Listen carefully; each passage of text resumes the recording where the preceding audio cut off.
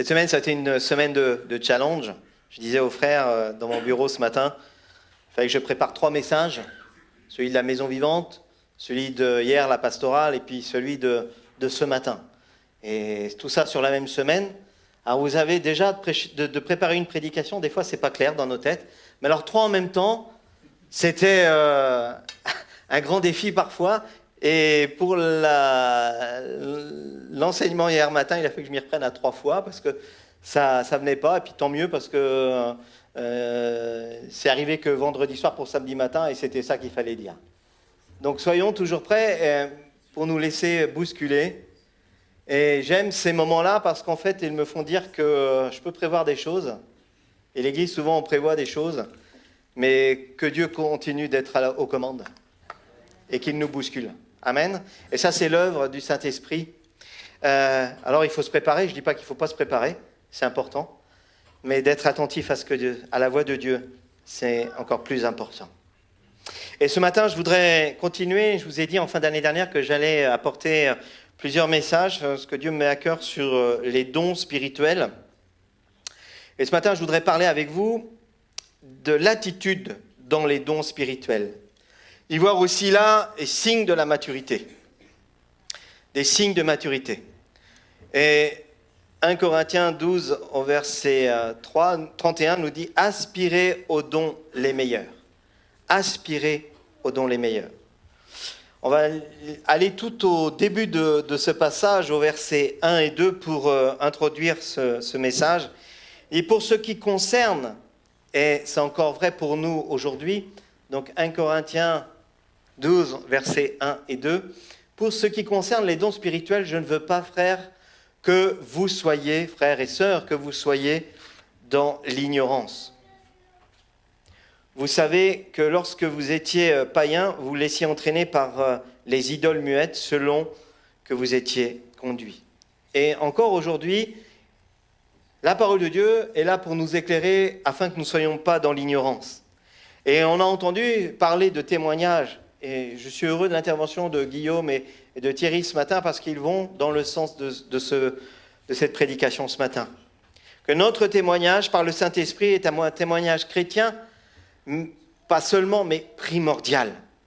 Parce qu'il amène la vie dans le cœur de ceux auxquels nous allons parler. Par l'œuvre de la croix, et je suis heureux qu'on ait laissé ces lumières de Noël sur cette croix, et la mettre en lumière. Notre témoignage va mettre en lumière l'œuvre de la croix, le triomphe de la croix de Golgotha. Un autre passage dans Éphésiens 4, au verset 8, nous dit « C'est pourquoi il est dit, étant monté en haut, il a emmené des captifs et il a fait des dons aux hommes. » En parlant des dons, c'est un cadeau que Dieu nous a fait. Ce n'est pas quelque chose qu'on doit voir comme une obligation, mais comme un cadeau, un don immérité, mais dont Dieu nous donne avec faveur. Dieu te donne un don. Et il a fait des dons aux hommes, à tous ceux qui sont ici, à chacun de nous, Dieu a fait un don. Et c'est une grâce excellente. Alors j'ai un tableau normalement qui doit s'afficher, un tableau avec quelques dons que vous pouvez retrouver sur Internet, ça j'ai tapé sur moteur de recherche. La diversité de dons, mais un même esprit, c'est au verset 4, celui qui suit. Voici donc 26 dons spirituels inclus dans notre évaluation. Alors, ça devait faire partie d'une étude. Alors, les dons, le Seigneur nous pourvoit, c'est l'administration, l'aide, l'apostolat, la communication créative. Voyez toute la liste, la connaissance, le discernement, écriture, enseignement, évangélisme, exhortation, foi, générosité, guérison, habileté manuelle, hospitalité, intercession, langue et interprétation, leadership, conduire, miracle, miséricorde, mission, musique, pastorat, prophétie, sagesse, service. Alors peut-être il y a d'autres dons, peut-être ça vous parle aujourd'hui, peut-être vous dites, j'avais reçu ça il y a quelque temps, et puis peut-être aujourd'hui tu dis, mais qu'est-ce que j'en ai fait ? qu'est-ce que j'ai pu faire de ces dons-là?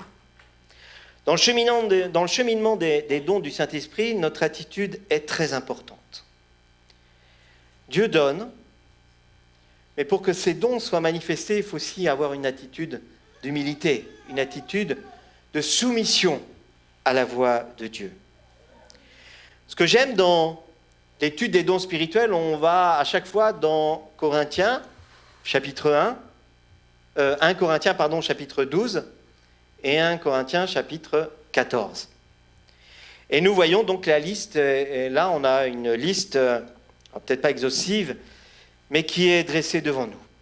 Au milieu de ces deux chapitres, il y a évidemment le chapitre 13 qui se dresse comme un grand I au milieu de ces deux chapitres et qui nous interpelle. Alors vous savez, on a mis, lorsqu'on a écrit les textes, ou mis en forme plutôt les textes de la Bible, on a mis pour pouvoir se repérer, chapitre 1, chapitre 2, chapitre 3, et évidemment à l'époque, c'était pas comme ça que c'était écrit. Et les lettres de Paul étaient des lettres qui pouvaient se lire à la suite, sans avoir toutes ces annotations qui sont pour nous des repères. Et le chapitre 13 n'est pas juste planté là par hasard au milieu de ces deux chapitres qui nous parlent des dons spirituels, mais là pour nous rappeler quelle l'excellence des dons que Dieu pourvoit à son peuple. Et il nous parle de cette attitude. Alors mon premier point, c'est avoir une attitude qui plaît à Dieu. 1 Pierre 4 au verset 10 nous dit « Comme de bons dispensateurs des diverses grâces de Dieu, que chacun de vous mette au service des autres le don qu'il a reçu. » Ça, je dirais, c'est un des premiers étalonnages qui doit être mis en place dans l'Église lorsqu'on parle des dons, c'est que, ça doit être mis, ces dons que nous recevons doivent être mis pour l'utilité commune de l'Église. Pour le bien commun de l'Église. Tu ne peux pas le vivre tout seul dans ton coin, mais bien pour l'utilité commune de l'Église. Alors, je ne vais pas faire l'économie ce matin de vous lire 1 Corinthiens 13, de vous le rappeler. C'est un hymne à l'amour qui se place pile, je me répète, entre le chapitre 12 et chapitre 14, qui parle explicitement des dons. Quand je parlerai, les langues des hommes et des anges, si je n'ai pas l'amour, je suis un airain qui résonne, ou une cymbale qui retentit. Écoutez bien. Et quand j'aurai le don de prophétie, la science de tous les mystères et de toute la connaissance, quand j'aurai même toute la foi jusqu'à transporter des montagnes, si je n'ai pas l'amour, je ne suis rien. Mais maintenant, donc, ces trois choses demeurent, la foi, l'espérance, l'amour, mais la plus grande de ces choses, c'est l'amour. Chose qu'on doit comprendre en lisant ces paroles, c'est qu'elles font vraiment partie d'un tout. Elles ne sont pas connectées les unes des autres. Là, on voit bien, elles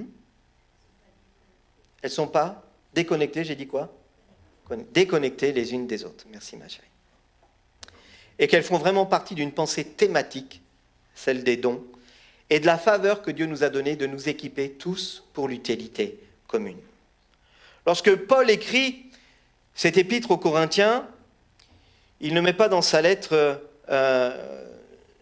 une succession de choses au hasard, mais c'est vraiment conduit par le Saint-Esprit pour nous mettre en garde et que nous gardions l'essentiel de sa pensée.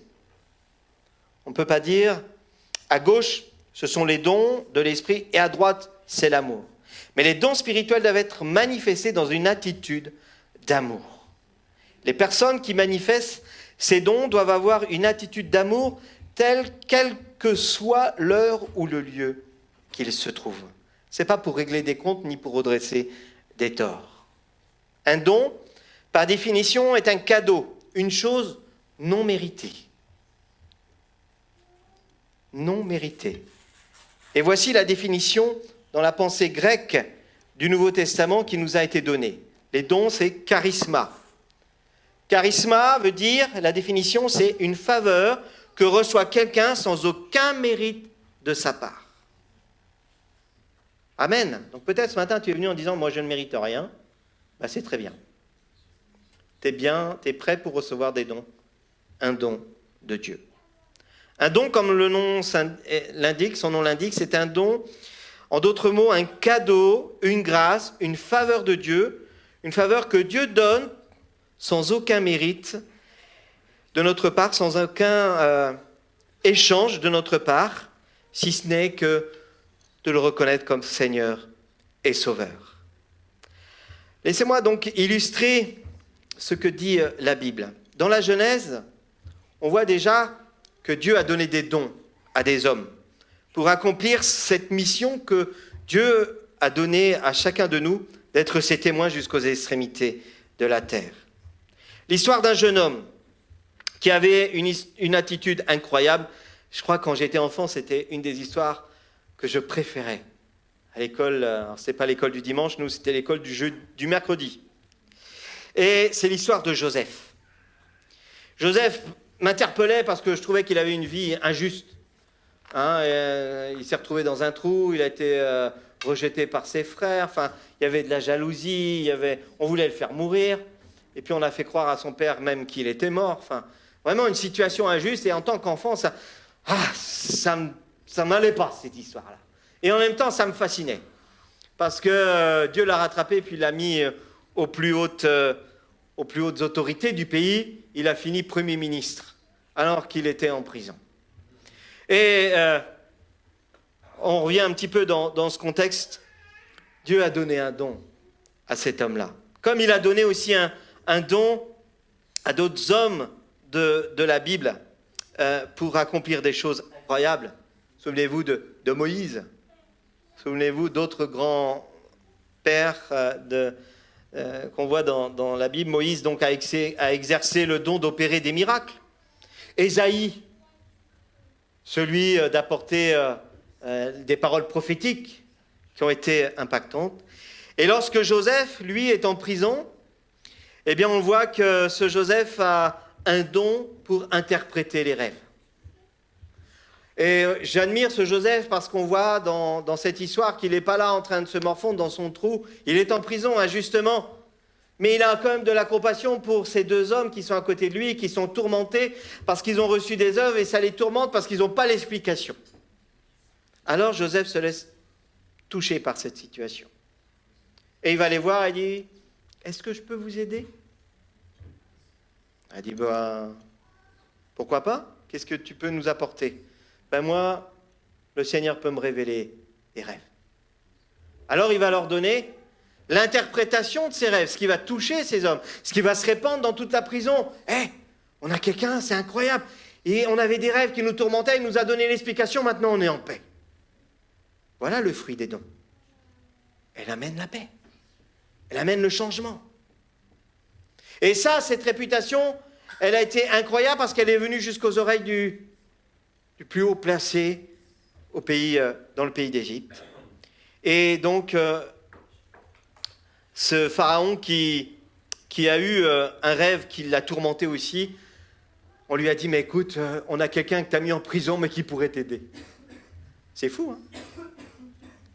Comme les choses se renversent. Ce qui a été déterminant, c'est l'attitude de Joseph. Joseph n'était pas là dans la prison à dire « C'est injuste, c'est pas bien, Seigneur, pourquoi tu m'as abandonné ?» Des fois, on est comme ça, pas vous? Moi, ça m'arrive. Il faut dire « Je pigne. Je pigne. » Pignez pas, vous. À la maison, on appelle les enfants souvent des lapins, puis quand ils pignent, c'est plus c'est plus des lapinous, c'est des lapignous. Et Joseph, lui, il est là, il dit que mon Dieu soit honoré. Il a cette attitude, on a à apprendre de cet homme-là. Il est là et il honore son Dieu. Et il reste un témoin vivant de la grâce de Dieu, même en prison. Ça nous ramène à l'église persécutée. Alors il est amené auprès du pharaon et puis il va donner l'explication. Et cet homme d'autorité va dire, mais oui, j'ai l'explication. Alors j'ai la paix qui vient dans mon cœur. Puisque tu as été de cet homme qui a pu apporter la paix, bien tu seras aux plus hautes instances de mon pays parce que tu es un homme de paix. Tu es un homme qui a un don qui peut amener la paix. Et donc Joseph va être là et il va gérer, vous connaissez l'histoire, en tout cas je vous invite à la lire, elle est vraiment passionnante. Son attitude l'a amené aux plus hautes altitudes, aux plus hautes autorités. Écoutez bien, la haine l'avait mis en prison, mais l'amour l'en a sorti. Je répète, la haine l'a mis en prison, mais l'amour l'en a sorti. Des fois, nous nous sentons comme en prison, subissant les choses, mais sache que l'amour de Dieu, la puissance de Dieu, va t'en sortir. Aie confiance en l'Éternel et garde tes yeux fixés sur lui. Le péché a ses conséquences. Le péché a ses conséquences, mais l'amour de Dieu a les siennes également. Apprenons à marcher humblement avec notre Dieu, dans la repentance. Dans la suite de son histoire, on voit que Joseph va manifester l'amour fraternel aussi de façon extraordinaire auprès de sa famille, auprès de ceux qui l'ont rejeté. Il aura une attitude incroyable. Je voudrais répéter ce que j'ai déjà dit, mais Paul voyait d'une manière prophétique ce qui allait prendre de la place dans la suite des temps. Vous savez, autour des dons spirituels, c'est une des questions incroyablement discutées au sein de nos églises évangéliques, à travers les temps. Ah, vous savez, il y a ceux qui sont pour, il y a ceux qui sont contre, il y a ceux qui sont au milieu et qui disent, bon, peut-être bien que oui, peut-être bien que non, parce qu'ils ont trouvé que ne plus en parler serait une bonne solution. Et combien de divisions il y a eu au sein des églises, au sein du corps de Christ à travers cette question. Les divisions que l'on allait faire au nom de l'Esprit de Dieu. Et c'est pourquoi il dit, Paul, en ce qui concerne les choses de l'Esprit, vous voulez vivre la vie de l'Esprit, alors je vais parler de la voie par l'excellence qui est l'amour, afin que vous puissiez les vivre comme Dieu le désire. Je paraphrase. Mais Paul a eu cette sagesse parce qu'il voyait ô combien il pouvait y avoir des tensions dans le corps de Christ en parlant des dons de l'Esprit. Rendons grâce à Dieu pour les personnes qu'il a placées autour de nous et vivons dans la reconnaissance. Parce qu'il nous équipe tous et je voudrais vous parler de ce qu'a mentionné Guillaume, c'est que nous sommes un corps. Et lorsque nous prenons conscience que tous nous avons reçu un don, c'est pour le bon fonctionnement de ce corps. Alors, mon deuxième point, c'est ayons de la gratitude, de la reconnaissance. Et ne laissons pas les divisions. Vous savez, Paul, quand il interpelle l'église d'Éphèse, l'église des Corinthiens, c'est qu'à un moment donné, ils sont allés dans l'excès. Paul les a repris dans le parler en langue. Et je souhaite qu'on parle en langue. Mais il leur a dit, attention, si vous avez quelqu'un qui rentre, qui pourrait être choqué, faites-le avec mesure. Faites-le avec mesure. Pourquoi ? Parce qu'eux, ils étaient rentrés dans cet excès de ne faire plus que ça. Hein, c'est vrai que ça fait du bien. Moi-même, j'aime. Mais ils ne faisaient plus que ça. Dès qu'on se retrouvait, on ne parlait plus qu'en langue. Et elle dit, non, mais n'oubliez pas le reste. Ayons un cœur rempli de gratitude. Une des clés du bonheur est d'être reconnaissant pour ce que Dieu fait, pour ce que Dieu nous accorde, pour ses dons, mais aussi pour tous les frères qu'il met autour de moi, parce qu'il les équipe de dons dont j'ai besoin, dont ils sont nécessaires pour moi. Et dans 1 Corinthiens 12, de 14 à 27, il pointe l'intérêt que nous soyons tous ensemble ce corps. Je vais juste citer quelques points. Il dit, il est important que l'œil soit là, parce que le corps a besoin de voir, que la bouche soit là, mais au besoin aussi du petit orteil, parce qu'il donne aussi de la stabilité. Si tu coupes les orteils à un pied, la stabilité va manquer. On a besoin, et tous, vous êtes complémentaires à ce corps. Et Dieu a disposé le corps de manière à donner plus d'honneur à ceux qui en manquaient. On ne doit pas négliger, même le plus petit de ses membres. même celui qui paraît insignifiant, afin qu'il n'ait pas de division dans le corps. Il veut que nous puissions prendre honneur même de celui qui paraît insignifiant. Rendons-lui honneur. Vous êtes le corps de Christ. Il termine au verset 27, il dit, vous êtes le corps de Christ et vous êtes ses membres, chacun pour sa part. Et lorsque tu regardes autour de toi, tu dis, on est ensemble, ce corps, et on a des dons à partager, des dons à vivre ensemble. Je vais sauter au chapitre, dans Colossiens 3 au verset 14. C'est un ordre de Dieu et qui nous dit d'être reconnaissant. Reconnaissant. Et par-de tout cela, revêtez-vous de l'amour qui est le lien par excellence. Que la paix instaurée par Christ gouverne vos décisions. Car c'est à cette paix que Dieu vous a appelé pour former un seul corps. Soyez reconnaissants. Que la parole du Christ réside au milieu de vous dans toute sa richesse, qu'elle vous inspire d'une pleine sagesse, pour vous instruire et vous avertir les uns les autres, ou pour chanter à Dieu de tout votre cœur des psaumes, des hymnes, des cantiques inspirés par l'Esprit, afin d'exprimer votre reconnaissance à Dieu dans tout ce que vous pourrez dire et faire. Agissez au nom du Seigneur Jésus en remerciant Dieu le Père par lui. Amen. Inspirez. Que tous des chants, des hymnes inspirés par le Saint-Esprit afin d'exprimer votre reconnaissance à Dieu. Sachons prendre du temps pour nous encourager. Il dit, soyez reconnaissants. Soyez reconnaissants pour tous ceux qui sont autour de vous, pour tous ceux dont Dieu a décidé de vous assembler, de vous réunir. Soyons reconnaissants et partageons une même espérance. Sachons prendre le temps donc de nous encourager. Nous en avons tellement besoin. Il y a des hommes dans la Bible qui me touchent. Barnabas. Dans quelque temps, je vous parlerai d'Onésiphore. Ce n'est pas juste la boîte jaune qui sert au marché. J'ai dit à la Maison Vivante et du coup, c'était le thème de l'encouragement que j'ai donné au pasteur hier. Onésiphore. Comme Barnabas, fils de l'exhortation, fils de l'encouragement. Moi, j'aimerais qu'on puisse dire de Yannick, ouais, il est là, il sait nous encourager. Quand Pierre-Yves il est découragé, il va voir Yannick, et puis Yannick lui remonte les bretelles, là, hop, et ça repart. Non? J'aimerais qu'il y ait quelqu'un d'autre qui dise de Paulette, quand je suis fatigué, je vais voir Paulette, et hop, cure de vitamines. Quand je vais voir Geneviève, hop, elle a les pilules du bonheur. Elle sait me faire du bien. Quand je vais voir Paul, avec son super accent, c'est pas grave, il sait me réconforter. Amen. Il dit pas grand-chose, mais ce qu'il a dit, ça a touché mon cœur. Non? Moi, je me souviens d'une chose qu'il m'a dit, Paul, il y a très longtemps. Ça m'a fait du bien. Merci, Paul.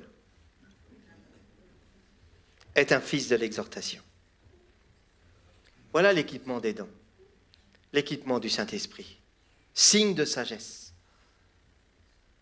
Ça porte du fruit. Le fruit de la paix. Le fruit de l'amour. Le fruit de la gratitude, de la reconnaissance. Lorsque nous voyons un frère ou une sœur, disons-lui que nous l'apprécions. Amen. Vous êtes prêts à ça? Est-ce qu'on est prêts à ça?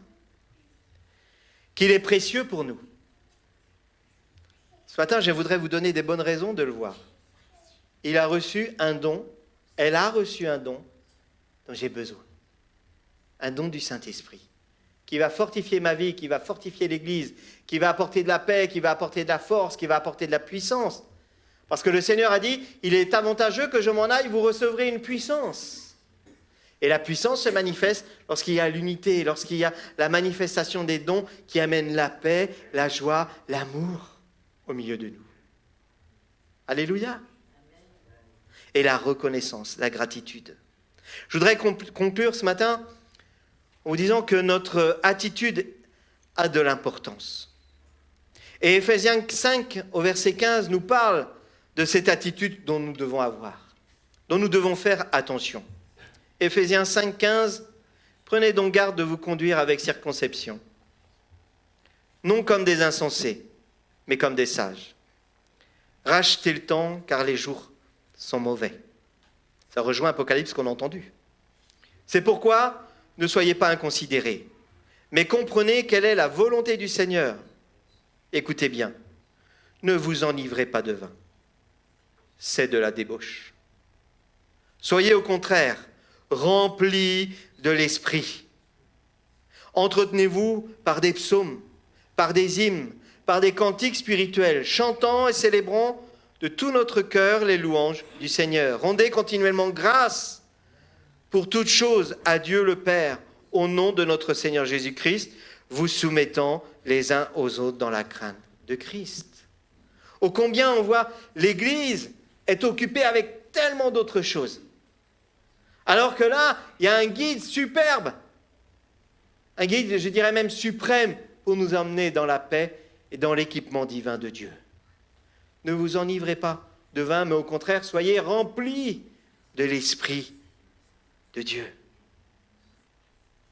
Entretenez-vous par des psaumes, par des hymnes. Ça complète 1 Corinthiens 14.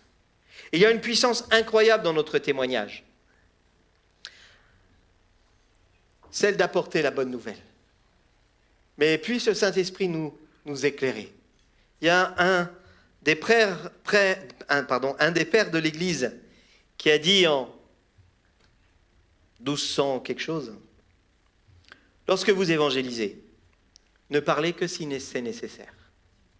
Souvent, nous, on y va avec empressement en disant, je vais leur dire, est-ce que tu laisses le Saint-Esprit prendre la place pour dire ce qui est nécessaire de dire? Il amène les révélations. Des fois, il suffit juste d'apporter un sourire, une oreille attentive.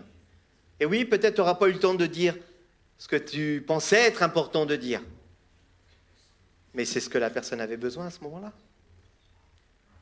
Et ça, c'est conduit par l'Esprit de Dieu.